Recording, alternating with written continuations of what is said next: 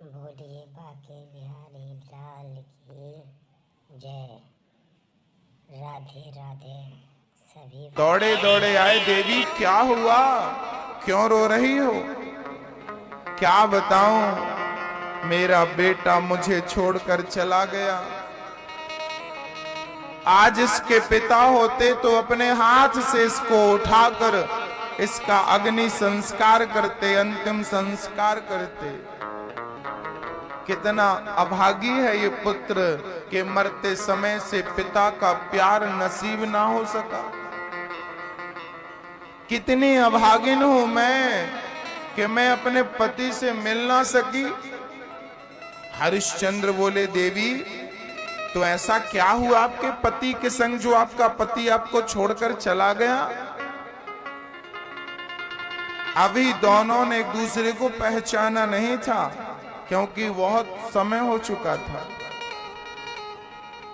पत्नी ने पूरी राम कहानी सुना दी। महाराज, मेरे पति कहाँ है मुझे नहीं पता, मैं तो बाजार में बिक चुकी थी, मैं तो चली गई थी, उसके बाद मेरे पति का क्या हुआ मुझे नहीं पता। मेरे पति का नाम हरिश्चंद्र है। और ज्यों हरिश्चंद्र ने सुना, ये तो मेरी पत्नी।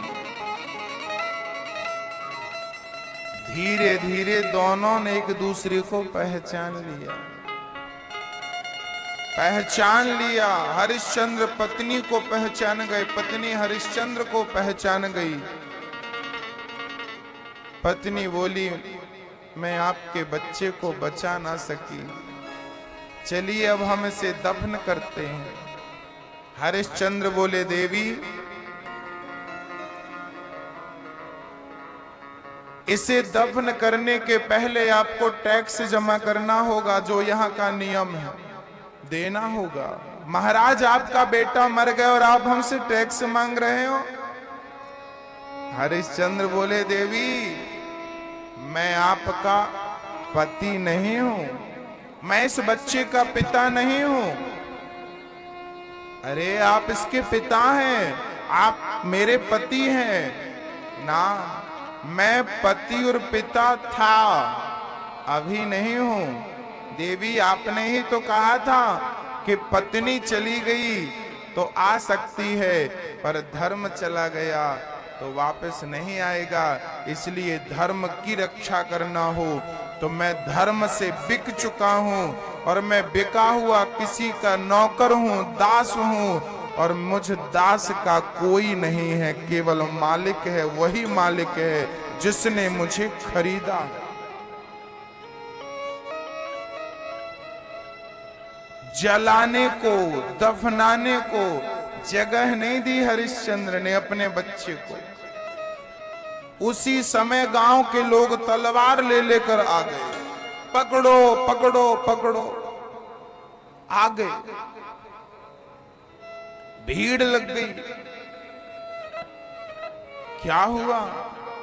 गांव के लोग बोले, ये औरत, ये महिला हमारे घर में चोरी करके भागी है, हम सबका धन इसने चुराया, इसे मारो। लो भैया, गांव वाले टूट पड़े उस स्त्री पर, और हरिश्चंद्र चुपचाप देख रहे हैं। तभी हरिश्चंद्र का मालिक आया और उसने तलवार पकड़ाई, और तलवार पकड़ाकर कहा, चल इस स्त्री का सर काट दे, क्योंकि इसने चोरी की है गांव में। हरिश्चंद्र को तलवार पकड़ा दी, सबको हटा दिया वहां से। पत्नी अकेली है, हरिश्चंद्र के हाथ में तलवार है और सर काटना है। बेटा पहले मर चुका है और पत्नी को तलवार से मारना है, सर काटना है। मालिक कह रहा है जो खरीदा था हरिश्चंद्र को, चल जल्दी बढ़, काट इसका सर। बढ़े हरिश्चंद्र। वाह, यह है धर्म का पालन, यह है धर्म की रक्षा। सत्य को डिगने नहीं दिया, सत्य पर आंच नहीं आने दी। हरिश्चंद्र अपने मालिक की आज्ञा का पालन करते हुए ज्यों उन्होंने तलवार उठाई और तलवार उठा करके बिना हिचकिचाए अपनी पत्नी का सर काटना चाहा, वैसे ही भगवान प्रकट होकर हरिश्चंद्र का हाथ पकड़ लेते हैं। राजन रुक जाइए। वो चांडाल जिसने हरिश्चंद्र को खरीदा था वो चांडाल नहीं था, साक्षात यमराज ही चांडाल बनकर खड़े थे। वो पंडित जी जिन्होंने पत्नी को खरीदा था वो कोई और नहीं, वो वही संत हैं जिनको इन्होंने सब कुछ दान दे दिया था। विश्वामित्र जी, विश्वामित्र जी थे। और तलवार पकड़ने वाला कौन था? भगवान कृष्ण ही चतुर्भुज रूप में खड़े हो गए।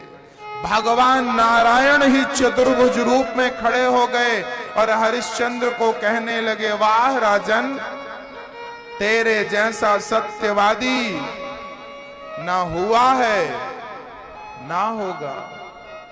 हरिश्चंद्र चरणों में गिर पड़े, प्रभु मेरे सत्य की परीक्षा को लेने के लिए इतना बड़ा आपको खेल रचना पड़ा। हरिश्चंद्र ने कह दिया, प्रभु क्या आपको अपने भक्त पर यकीन नहीं था? हरिश्चंद्र के सामने भगवान नारायण हाथ जोड़कर खड़े हो गए और कहने लगे, हरिश्चंद्र मुझे तो तेरी भक्ति पर और तेरे सत्य पर यकीन था, लेकिन सिर्फ मैं तुझे सत्यवादी कहता, लोग मानते नहीं, तो जमाने को दिखा दिया मैंने कि देख लो मेरे हरिश्चंद्र को, वो दुनिया छोड़ सकता है लेकिन सत्य को नहीं छोड़ सकता। वो बेटे को छोड़ सकता है पर सत्य नहीं छोड़ सकता। वो पत्नी को छोड़ सकता है पर सत्य नहीं छोड़ सकता। वो राज सिंहासन छोड़ सकता है पर सत्य नहीं छोड़ सकता। वो सोना चांदी हीरा मोती छोड़ सकता है लेकिन सत्य नहीं छोड़ सकता। ऐसे सत्यवादी को भगवान ने अपने हृदय से लगा लिया। यह है सत्य, यह है भारत। यह भारत ऐसे सत्यवादियों का देश है। इसलिए कोशिश करनी चाहिए कि हम झूठ ना कहें। हमारी ये वाणी बोलने के पहले 1000 बार सोच लो कि आप जो बोल रहे हैं वो सत्य है या मिथ्या है, सच है या झूठ है। और ये तो बताओ कि आप झूठ बोलकर प्राप्त क्या करना चाहते हैं। आपको झूठ बोलने से 100 रुपए मिल जाएंगे, आपको झूठ बोलने से 1000 रुपए मिल जाएंगे। याद रखना, ये 100 रुपए और 1000 रुपए तो दिन 2 दिन में खर्च हो जाएंगे, लेकिन 1000 रुपए के लिए जो झूठ बोलकर पाप कमाया है वो यहाँ खर्च नहीं होने वाला। उसका हिसाब परमात्मा को देना पड़ेगा और उसकी सजा भोगनी पड़ेगी। जिस धन को पाने के लिए लोग सत्य को गवाते हैं वो लोग नहीं समझते कि कीमत रुपया पैसे की नहीं है, कीमत सत्य की है। जब मैं यहां से मरकर जाऊंगा तो मेरे साथ पैसा नहीं जाएगा, धन दौलत नहीं जाएगी, लेकिन मेरा पुण्य और पाप मेरे साथ जाएगा। धर्मानुगो गच्छति जीव एकः। इसलिए कोशिश करो मेरी माँ, कोशिश करो भैया जी कि आप झूठ ना बोले। कोशिश करिए कि सत्य के पथ पर चलें, सत्य बोलकर ही रोटी कमाएं, सत्य बोलकर ही पेट भरें। याद रखना, झूठ बोलकर यदि परिवार का पेट भर भी लिया तो वो रोटी पचने वाली नहीं है, वो आपके बच्चों को और आपको बीमार कर देगी। झूठ बोलकर कमाई हुई रोटी आपको बीमार बनाती है।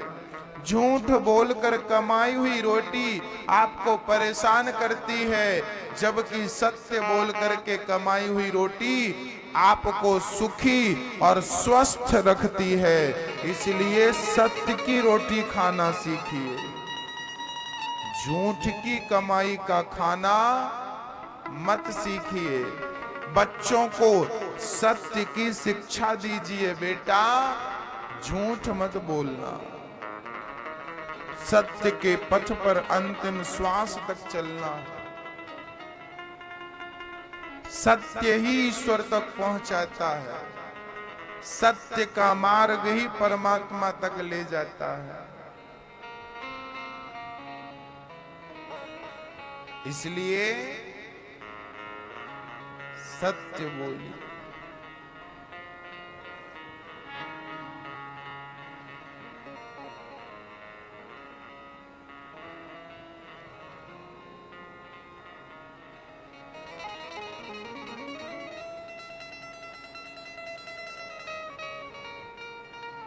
भगवान के अवतार हुए हैं 24। हर अवतार कुछ ना कुछ सिखाता है। भगवान के 24 अवतार हुए हैं। नारायण, नारद, हरि, कपिल देव, श्री राम, हंस, हयग्रीव, मोहिनी, दत्तात्रेय, नरसिंह, वामन, व्यास जी, ऋषभदेव, कौमार, यज्ञ पुरुष, धनवंतरी, बुद्ध, कल्कि अवतार, पृथु राजा, बाराह, कृष्णचंद्र भगवान, परशुराम, मत्स्य, कमठ। भगवान के ये 24 अवतार जो हुए हैं, ये 24 अवतार भक्तों की 24 घंटे रक्षा करते हैं। बार बार भगवान अवतार लेते हैं। परित्राणाय साधूनां विनाशाय च दुष्कृतां धर्म संस्थापनार्थाय संभवामि युगे युगे। श्री सुखदेव जी महाराज कहते हैं, राजन, महर्षि व्यास असंतोष व्यक्त कर रहे हैं। 17 पुराण लिखते हैं पर शांति नहीं मिलती। वेदों का विस्तार कर दिया व्यास जी ने पर शांति नहीं मिली। तब क्या किया? तब वहां पर नारद जी का आगमन हो गया। एक दिन नारद जी ने कहा कि महाराज जी, आप व्यास जी इतने वेदों का विस्तार प्रेम से कर चुके हैं, पुराणों की रचना कर चुके हैं, फिर भी आप उदास हैं, अशांत हैं, कारण क्या है?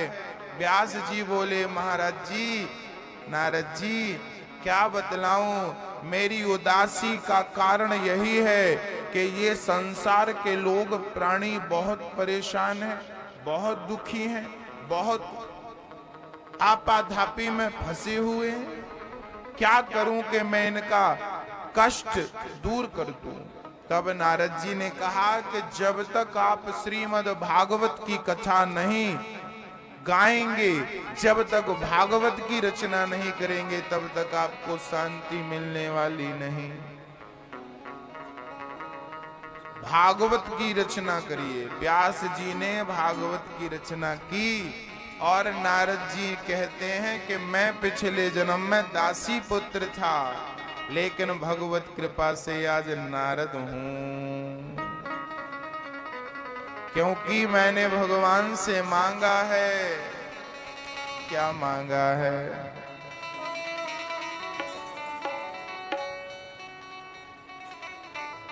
भगवान से क्या मांगा है?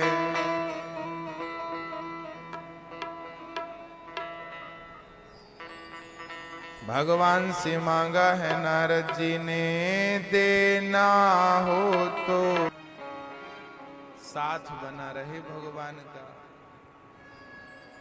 कृपा बनी रहे भगवान की। बस यही प्रार्थना।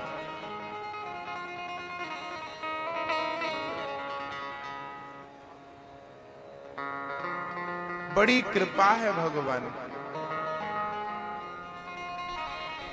भगवान से प्रार्थना करो कि हे प्रभु आपकी कृपा हमें मिलती रहे। बस नारद जी बोले मैं पिछले जन्म में दासी पुत्र था, वो तो भगवत कृपा हुई तो मैं ब्रह्मा का पुत्र बन गया। नारद जी पिछले जन्म में दासी पुत्र थे, गुरु मंत्र दिया, गुरु जनों ने उसका जाप किया, लो भैया नारद जी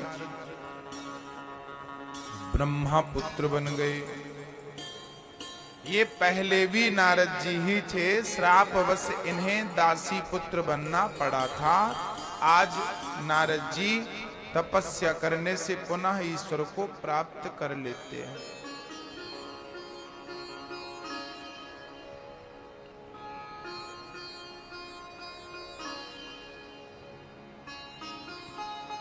अच्छा एक बात बताइए, एक किसान आकर के रो रहा था। हमने कहा भैया जी क्यों रो रहे हो? किसान बोला महाराज जी हमारे खेत में इस बार कुछ नहीं हुआ।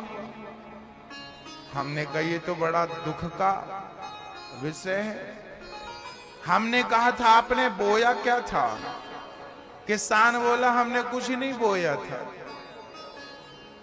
हमने कहा भैया जी जब बोया ही नहीं था तो मिलेगा कहां से? किसान बोले महाराज जी सबके खेतों में तो हुआ। हमने कहा उन सब ने बोया था ना इसलिए हुआ, आपने बोया नहीं तो कुछ नहीं हुआ। और जिन्होंने जितना बोया था उससे ज्यादा हुआ है। 1 क्विंटल बोया था तो 10 क्विंटल, 20 क्विंटल, 15 क्विंटल मिला। और आपने तो कुछ भी नहीं बोया तो क्या मिलेगा? हाँ महाराज जी। हमने कहा भैया ऐसे ही जैसे किसान खेत में बीज बोता है तो कई गुना ज्यादा प्राप्त करता है, ऐसे ही ये संसार कर्म भूमि है। इस भूमि में कर्मों का बीज जैसा बोया जाएगा फसल वैसी ही आपको मिलने वाली है। ये संसार वो भूमि है, कर्म भूमि कहा गया है। इस कर्म भूमि में अच्छे बुरे कर्मों का बीज भी तो बोना ही पड़ता है ना। जो बोया है वो मिलेगा। अब बोया ही नहीं तो मिलेगा कहां से? इसलिए कहता हूं कि नारद जी ने दासी के पुत्र से ब्रह्मा का पुत्र बनने का सौभाग्य प्राप्त कर लिया। हम निम्न हैं लेकिन अच्छे कर्म करें तो महान बन सकते हैं।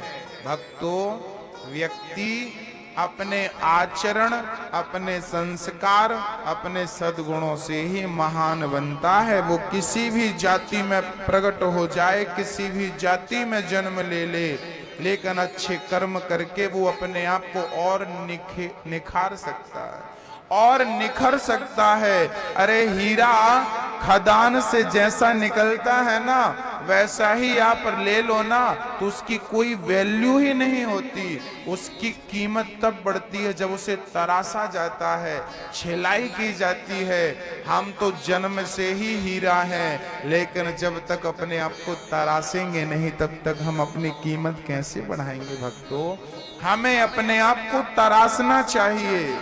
हमें अपने आप को निखर करके सामने आना चाहिए। संस्कारों की नींव मजबूत हो। नारद जी कहते हैं मैं ब्रह्मा पुत्र बन गया। महाभारत से भागवत की शुरुआत श्री व्यास जी ने की है। भागवत की शुरुआत कहां से हुई? 99 कौरव मर चुके थे, दुर्योधन रणभूमि में तड़प रहा था। भीम भैया ने गदा का प्रहार ऐसा किया कि गदा के प्रहार से तड़प रहा था दुर्योधन, तड़प रहा है, मौत को पुकार रहा है, मौत नहीं आई। याद रखना, पापी व्यक्ति जल्दी से मरता नहीं है दादाजी, तड़पता है। दुर्योधन तड़प रहा था, मौत को पुकार रहा था, पर मौत कैसे आती? मित्र आ गया, गुरु द्रोणाचार्य का पुत्र अश्वत्थामा आ गया। कहो मित्र कैसे हो, वैद्य जी को बुलाकर इलाज करा दूं? कहने लगा दुर्योधन, मेरा इलाज एक ही है। क्या? दुर्योधन बोला, यदि पांडवों को मैं मरा हुआ देख लूं तो मैं फिर भी स्वस्थ हो सकता हूं।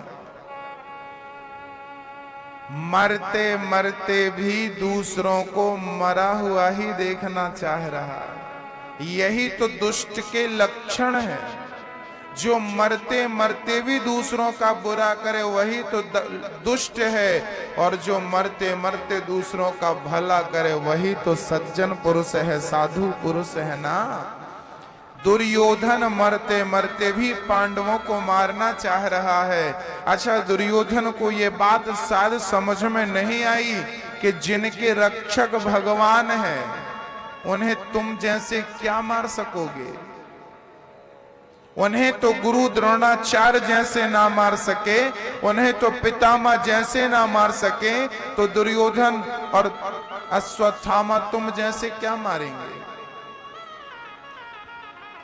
भक्तों, अपनी मेहनत से ज्यादा कृष्ण पर भरोसा रखना, भगवान पर भरोसा रखना,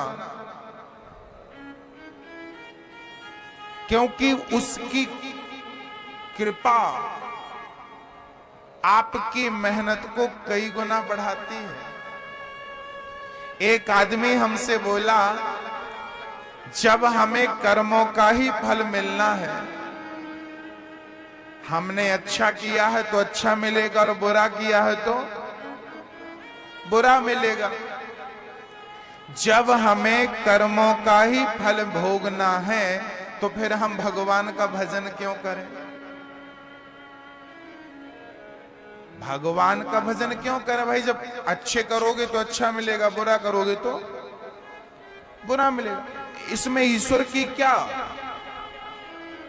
काम है? ईश्वर का हमने कहा काम है, इसमें एक छोटा सा काम भगवान का भी है। समझो, आपने कभी साइकिल चलाई कि नहीं? आपके साइकिल चलाने से ही ये बात सिद्ध हो जाएगी। समझिए, आपने साइकिल चलाई होगी, कभी कभी आपने देखा होगा जब हम साइकिल चलाते हैं ना तो पीछे से हवा आती है, और जब पीछे से हवा आती है तो एक पैडल मारते हैं तो 4 पैडल आगे चली जाती है साइकिल। और कभी कभी आपने देखा होगा हवा सामने से आती है और सामने से हवा आती है तो 4 पैडल मारो तो 1 पैडल की साइकिल आगे बढ़ती है। बस यही कृपा है।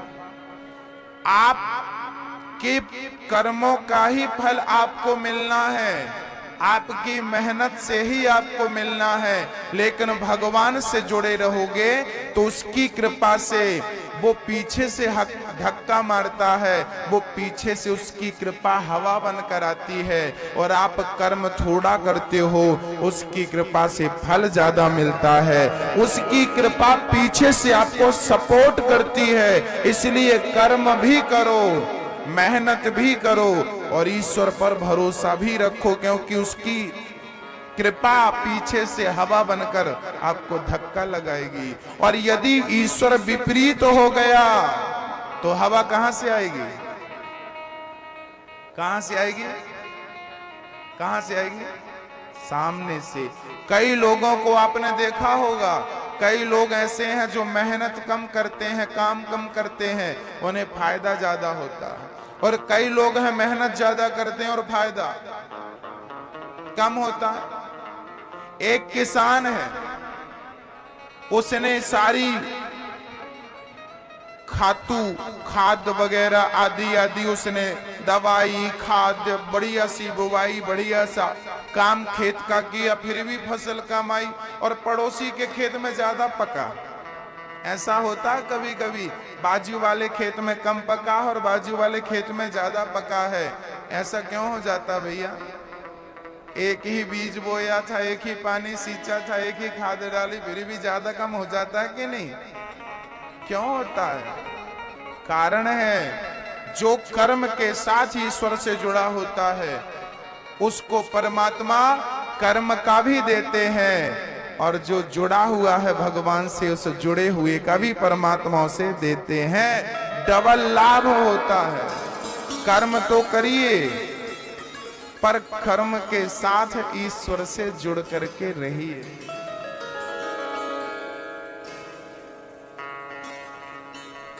इसलिए हमारे सुख पुण्य और पाप का फल हमें मिलता है, सुख दुख का हमको मिलता है, लेकिन फिर भी ईश्वर की कृपा जरूरी होती है। ईश्वर की कृपा कैसी है? एक बार क्या हुआ, एक गुरु के दो चेले थे। मैया जरा ध्यान से सुनना, मैं आपको आपके जीवन में उठने वाले हर प्रश्न का जवाब दूंगा इस मंच से। ईश्वर के प्रति जितने भी आपने डाउट पाल रखे होंगे, संदेह पाल रखे होंगे, मैं इन 7 दिनों में सारे संदेह क्लियर करके जाऊंगा। एक गुरु के दो चेले थे। एक चेला वैश्या के घर जाता था उसका मुजरा देखने। एक चेला सत्संग में आता था। वर्षों बाद एक घटना घट गई। वो रोज वैश्या के घर जाता, ये रोज सत्संग में आता। एक दिन सत्संग में आने वाले चेले के पांव में लोहे की कील चली गई और उसके पांव को उस कील ने फाड़ दिया, आर पार हो गई। चेला लंगड़ा हो गया, पांव पकड़ के गया वैद्य जी के पास। वैद्य जी ने जैसे तैसे कील निकाली, दवाई दी और उसे भेजा। चेला रोता रोता गुरु जी के पास गया और वो जो वैश्या के घर गया था ना, वैश्या के घर जाता था, आज वो वैश्या के घर से जब लौटा तो उसे रास्ते में जमीन के अंदर इतना सारा सोना मिल गया, इतना सारा गोल्ड मिल गया, माला माल हो गया, लखपति हो गया। चेला बोला, गुरुजी मैं सत्संग करता था तो पैर में कील चली गई और वो वैश्य के घर जाता था तो माला माल हो गया। ये सब क्या है प्रभु? भगवान भी क्या उल्टे कानून चलाते हैं? तब गुरुजी ने समझाया, बेटा तू वही देख सकता है, वही सोच सकता है जो तुझे दिख रहा है, पर ईश्वर वो करता है जो तुझे नजर नहीं आता। सुन, वो जो वैश्य के घर जाता था ना तेरा मित्र, मेरा चेला, उसके भाग्य में राजा बनना लिखा था, उसके भाग्य में राज सत्ता थी, वो राजा बनने वाला था, पर वैश्या का संग कर करके उसका पुण्य क्षीण हो गया, पुण्य खत्म हो गया और उसे थोड़े से सोने में संतोष करना पड़ा। इतना सा मिला उसे सोना, उसमें ही संतोष करना पड़ा, जबकि उसके भाग्य में इतना सारा सोना था, पूरा राज्य सिंहासन था, कई गांव। भागवत कथाएं सुनने के लिए हमारे चैनल को सब्सक्राइब करें, लाइक करें, बेल आइकन दबाना ना भूलें। बोलिए बाके बिहारी लाल की जय। राधे राधे। जय श्री कृष्ण।